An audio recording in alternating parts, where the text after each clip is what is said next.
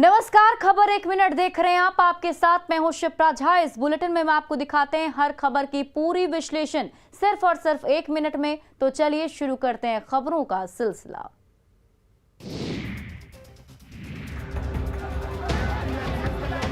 नरकटियागंज के मैनाटांड़ में भारत नेपाल सीमा पर स्थित मैनाटांड़ बाजार में लोगों ने जमकर हंगामा किया। रामपुरवा गांव निवासी ट्रैक्टर मालिक सूरज की हत्या से नाराज होकर सड़क जाम कर प्रदर्शन किया। ग्रामीण एसपी को बुलाने की मांग कर रहे थे। ग्रामीण मांग कर रहे थे कि हत्या करने वाले अपराधियों को पुलिस जल्द गिरफ्तार करे। पुलिस ने भरोसा दिया कि जल्द ही गिरफ्तारी कर लिया जाएगा, लेकिन लोग सुनने को तैयार नहीं थे।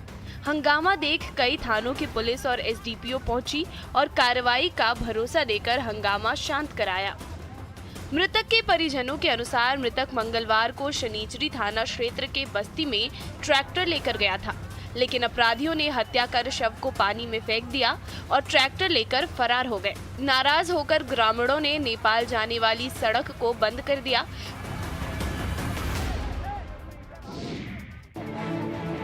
इस सर्द भरी मौसम में पुलिस की लाठियां खा रहे ये लोग और भीड़ की भगदड़ से घायल ये महिलाएं, इनका गुनाह सिर्फ इतना है कि ये लोग खाद की मांग को लेकर जमा हुई हैं और अपनी बारी का इंतजार कर रहे हैं, लेकिन इसके बाद भी इन्हें खाद नहीं मिल पा रही। तस्वीर में दिख रही भीड़ फारबिसगंज के नरपतगंज इलाके की है, जहां किसान खाद के इंतजार में सुबह से ही लाइन में लगे हुए हैं। तस्वीर में दिख रहे ये लोग नरपतगंज हाई स्कूल में सरकार की ओर से खाद वितरण में अपनी बारी का इंतजार कर रहे हैं। लंबे इंतजार के बाद भी खाद नहीं मिलने से नाराज किसानों ने प्रशासन पर लापरवाही का आरोप लगाते हुए हंगामा शुरू कर दिया, जिससे पास से गुजर रही सड़क पर जाम की स्थिति उत्पन्न हो गई।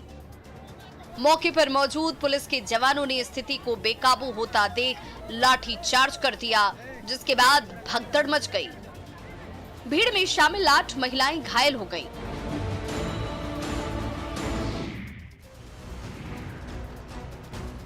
भागलपुर जमालपुर रेलखंड के ततारपुर के पास अपराधियों ने इंटरसिटी एक्सप्रेस में सवार युवक से मोबाइल छीन लिया, लेकिन युवक ने जब इसका विरोध किया तो अपराधी ने गोली मार दी। घायल युवक को इलाज के लिए जवाहरलाल नेहरू चिकित्सा अस्पताल में भर्ती कराया गया है।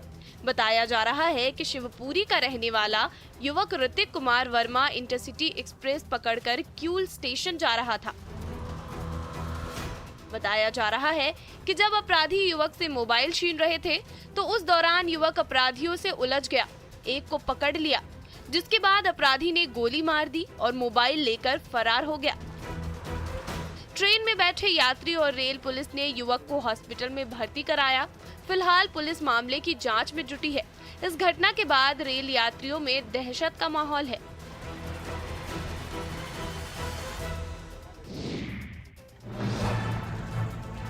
खगड़िया सदर प्रखंड के भदास दक्षिणी मुखिया पूजा कुमारी के कार्यालय पर अपराधियों ने पहले फायरिंग की, फिर अपराधियों ने कार्यालय के पास खड़ी मुखिया की स्कॉर्पियो में आग लगा दी। सूचना मिलने के बाद फायर ब्रिगेड की टीम पहुंची और आग पर काबू पाया। तब तक आग से मुखिया की स्कॉर्पियो पूरी तरह से जल गई। मुखिया और उसके पति का आरोप है कि चुनावी रंजिश के कारण इस घटना को अंजाम दिया गया है। महिला मुखिया के पति ने कहा कि कल शपथ ग्रहण लेने के बाद गांव के लोगों से मिल रहे थे, फिर सभी लोग सोने चले गए। मुखिया पूजा कुमारी ने प्रशासन से सुरक्षा की मांग की है। मुखिया की शिकायत के बाद पुलिस ने एक व्यक्ति को गिरफ्तार किया है। मुफस्सिल थाना प्रभारी ने दावा किया है कि इस घटना में जिसका भी नाम आएगा उस पर सख्त कार्रवाई की जाएगी। इस घटना से गांव के लोगों में आक्रोश है।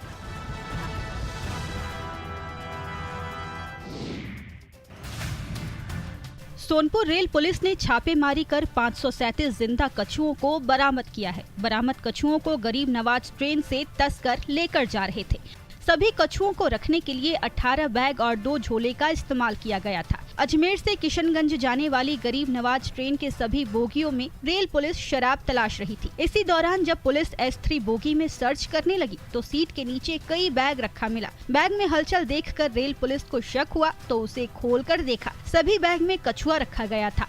जब पुलिस ने रेल यात्रियों से पूछताछ की तो सभी ने अपना बैग होने से इनकार कर दिया। रेल थानेदार के अनुसार ट्रेनों में अवैध शराब खोज रहे थे। उन्हें गुप्त सूचना मिली थी कि ट्रेन से कुछ अवैध सामान जा रहा है। इसी आधार पर छापेमारी की गई तो ट्रेन से 537 कछुओं को बरामद किया गया। कछुओं का वजन आधा किलो से 2 किलो के बीच है। बरामद कछुओं को वन विभाग को आगे की कार्रवाई के लिए सौंप दिया गया है।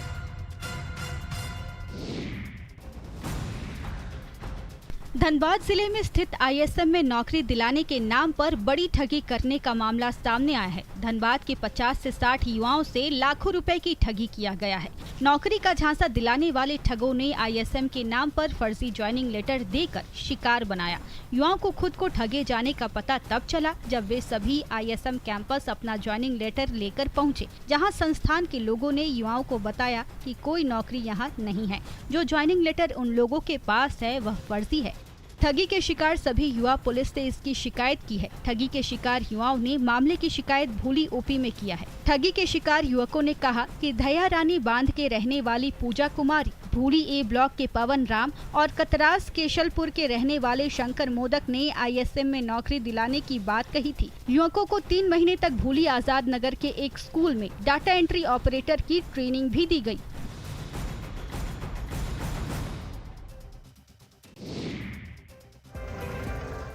ट्रैक्टर चलाने की तैयारी में लगी ये महिला खुद को आत्मनिर्भर बनाने में जुटी है। जी हाँ, आप इस तस्वीर में जिस महिला को देख रहे हैं वो हजारीबाग के बड़का गांव की रहने वाली है। पहले इस इलाके की महिलाएं घरों में ही रहती थी, लेकिन आज यहाँ कई समूह महिलाओं को सशक्त बनाने में जुटे हैं। इन समूहों से लगभग 19,000 महिलाएं सीधे तौर पर जुड़ी हुई हैं। सेल्फ हेल्प ग्रुप की महिलाएं पशुपालन, पौधारोपण, सब्जी की खेती, गुड़ उत्पादन और पेंटिंग्स बनाकर खुद को आर्थिक तौर पर मजबूत बना रही हैं। साथ ही दूसरी महिलाओं को भी आत्मनिर्भर बनने के लिए प्रेरित कर रही हैं। आजीविका महिला समूह से जुड़ने वाली महिलाओं के जीवन में सकारात्मक बदलाव हुआ है। आर्थिक तौर पर मजबूत महिलाएं न सिर्फ अपने परिवार का भरण पोषण अच्छे ढंग से कर रही हैं, बल्कि अपने बच्चों को अच्छी शिक्षा भी दे रही हैं।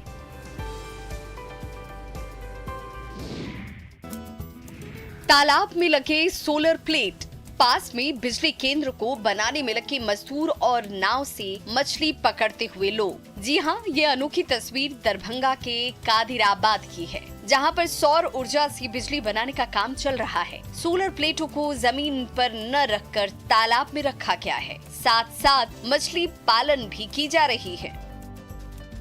सौर ऊर्जा से तैयार बिजली की सप्लाई दरभंगा के आसपास के इलाकों में की जाएगी, जिससे स्थानीय लोगों को बिजली संकट का सामना नहीं करना पड़ेगा और प्रदूषण रहित बिजली का उत्पादन होगा। पीपीपी मोड में तैयार हो रहे इस प्रोजेक्ट की खासियत ये है कि इससे तालाब में हो रहे मछली पालन पर कोई फर्क नहीं पड़ेगा।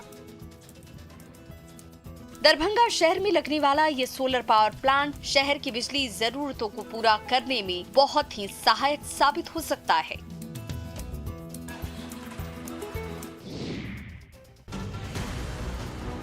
सीतामढ़ी पुलिस ने डकैती की घटना को अंजाम देने वाले एक गिरोह के 12 सदस्यों को गिरफ्तार किया है। बदमाशों के पास से एक लोडेड पिस्टल, 3 जिंदा कारतूस, चांदी के जेवर, सोने के बिस्किट के साथ करोड़ों की चरस बरामद की गई है। गिरफ्तार बदमाशों में से एक शिव शंकर सहनी शामिल है।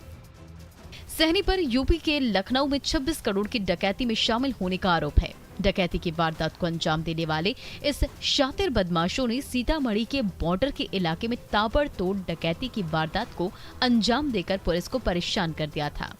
बताया जाता है कि नेपाल के रास्ते सभी बदमाश चरस का खेप लाकर देश के कई राज्यों में भेजते हैं।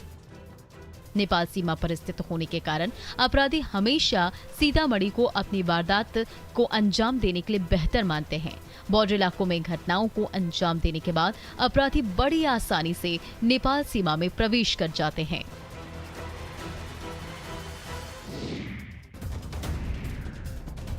सुपौल में एसटीएफ की टीम ने 30 लाख की शराब बरामद की है। 189 कार्टन अवैध शराब के साथ टीम ने 2 तस्करों को गिरफ्तार किया है। पूछताछ में पता चला कि अवैध शराब की यह खेप हरियाणा से मरौना प्रखंड के ललमनिया लाया गया था, जिसे मधुबनी जिला के लौकी थाना के नरहिया भेजने की तैयारी थी। सूचना मिलने के बाद ललमनिया में वार्ड नंबर 6 के रहने वाले तेज नारायण शाह के घर पर टीम ने दबिश दी। यहां पर डाक पार्सल ट्रक से पिकअप वैन में शराब रखी जा रही थी। मरौना पुलिस के अनुसार शराब ट्रक में तहखाना बनाकर लाया गया था, लेकिन सूचना मिलते ही पुलिस के द्वारा घेराबंदी कर दी गई और भारी मात्रा में शराब की खेप को जब्त किया गया। पुलिस ने ट्रक ड्राइवर और पिकअप वैन के ड्राइवर को गिरफ्तार कर लिया है। बताया जा रहा है कि नए साल के मौके पर शराब खपाने को लेकर हरियाणा से शराब माफिया ने खेप मंगाया था।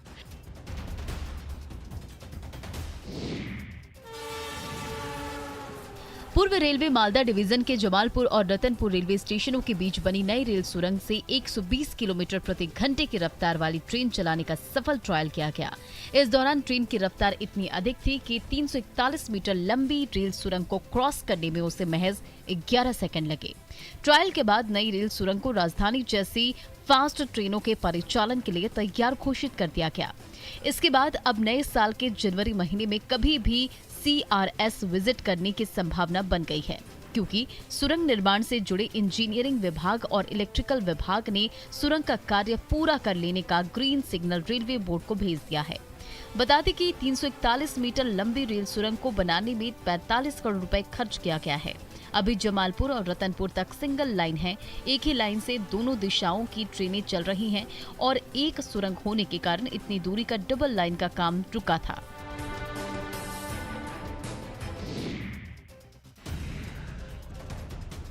गिरिडीह में इन दिनों बिजली की कटौती बहुत बड़े पैमाने पर हो रही है। आलम यह है कि घर तो छोड़िए, ट्रेन चलने के लिए भी बिजली समय पर उपलब्ध नहीं हो पा रही है। इसी का नतीजा है कि गिरिडीह रेलवे स्टेशन से ट्रेन भी समय पर खुल नहीं पा रही है। ऐसे में कड़ाके की ठंड में यात्रियों को काफी समस्या झेलनी पड़ रही है।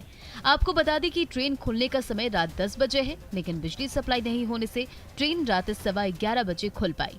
ऐसे में ट्रेन देर से खुलने से नाराज सैकड़ों यात्री घर लौट गए। ट्रेन खुलने का टाइम हुआ तो बताया गया कि ऑटो कट होने के कारण बिजली से ट्रेन की सेवा बाधित है। मधुपुर में मेल ट्रेन नहीं पकड़ पाने की आशंका में बहुत से यात्रियों ने अपना टिकट भी कैंसिल करवा दिया। बिजली की किल्लत से ट्रेन देर से खुलने से लोगों में काफी नाराजगी देखी जा रही है। ट्रेन यात्रियों ने कम से कम ट्रेन के लिए समय पर बिजली आपूर्ति करने की मांग की है। बोकारो के गोमिया प्रखंड के बड़की सीधावारा पंचायत में जंगली हाथियों के झुंड ने जमकर उत्पात मचाया। हाथियों ने भीतिया पहाड़ के भीतिया गांव में 6 घरों को तोड़ दिया, साथ ही घरों में रखे अनाज भी नष्ट कर दिए। हाथियों से भयभीत लोग रात भर ढोल बजाते हुए हाथियों को भगाने में जुटे रहे। इस दौरान हाथियों ने बाहर खड़ी कार के साथ ही आसपास के घरों को भी क्षतिग्रस्त कर दिया। इससे गांव में रात भर कोहराम मचा रहा। हाथियों ने कई किसानों के फसलों को भी बर्बाद कर दिया है। गांव के लोगों ने किसी तरह से हिम्मत कर गांव से हाथियों को खदेड़ा। गांव के लोगों में दहशत का माहौल है, लेकिन पूरे मामले में वन विभाग उदासीन बना हुआ है। ग्रामीणों ने वन विभाग से मुआवजे की मांग की है। इन दिनों झारखंड के कई जिलों में हाथियों का उत्पात जारी है। अब तक हाथियों ने कई लोगों को कुचलकर मार भी डाला है।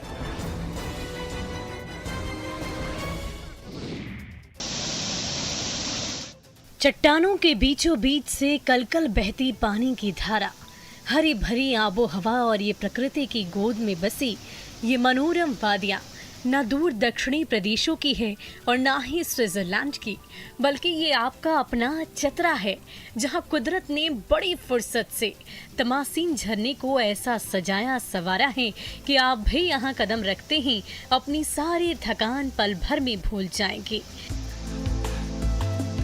नए साल की छुट्टियों में दूर दराज से पहुंचे ये पर्यटक तमसानी झरने की खूबसूरती में खो से गए हैं।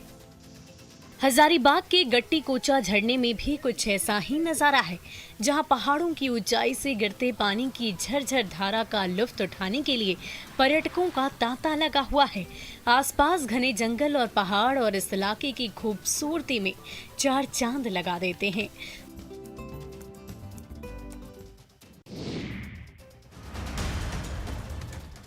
बांका जिला झारखंड के 3 बड़े जिले से जुड़ा हुआ सीमावर्ती क्षेत्र है, जिससे शराब तस्करी की आशंका हमेशा बनी रहती है। शराबबंदी के बाद से झारखंड से जुड़े बांका जिले के तीनों चेक पोस्ट पर सीसीटीवी कैमरे लगाने के साथ ही 24 घंटे निगरानी की व्यवस्था की गई है। इसके बावजूद आए दिन झारखंड से शराब की तस्करी का मामला सामने आता है।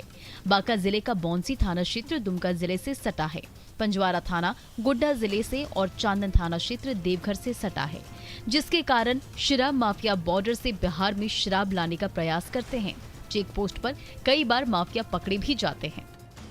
फिलहाल नए साल को लेकर झारखंड से शराब की तस्करी की आशंका बनी हुई है, जिसको लेकर पंजवारा चेक पोस्ट पर 24 घंटे सीसीटीवी कैमरे से निगरानी की जा रही है और 24 घंटे जवान से लेकर चौकीदार तक को तैनात किया गया है।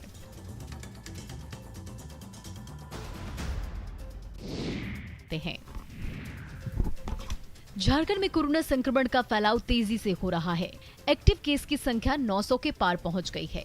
झारखंड में 344 नए कोरोना के मरीज मिले हैं। सबसे अधिक केस राजधानी रांची से सामने आए हैं, जहां संक्रमितों की संख्या 118 है, जबकि कोडरमा में 53, पूर्वी सिंहभूम में 43, धनबाद में 31, पश्चिम सिंहभूम में 22, हजारीबाग में 21 और बोकारो में 17 कोरोना पॉजिटिव केस सामने आए। रांची के साथ ही कोडरमा और रामगढ़ में पॉजिटिविटी रेट अधिक है। इधर रांची में डॉक्टर और स्वास्थ्य कर्मी कोरोना संक्रमित होने से स्थिति और खतरनाक हो रही है। रिम्स में बुधवार को 13 कर्मियों के संक्रमित होने की पुष्टि हुई है, जिसमें 7 डॉक्टर और 6 स्वास्थ्य कर्मी हैं। इसके अलावा 2 निजी अस्पताल में करीब 5 डॉक्टर्स पॉजिटिव मिले हैं, जिनमें एक सीनियर डॉक्टर भी शामिल हैं। आज रिम्स में प्रबंधन और अधिकारियों की बैठक होगी, जिसमें सख्ती बढ़ाने पर विचार किया जा सकता है। और फिलहाल इस बुलेटिन में अभी के लिए बस इतना ही, लेकिन न्यूज़ 18 बिहार झारखंड पर खबरों का सिलसिला लगातार जारी है।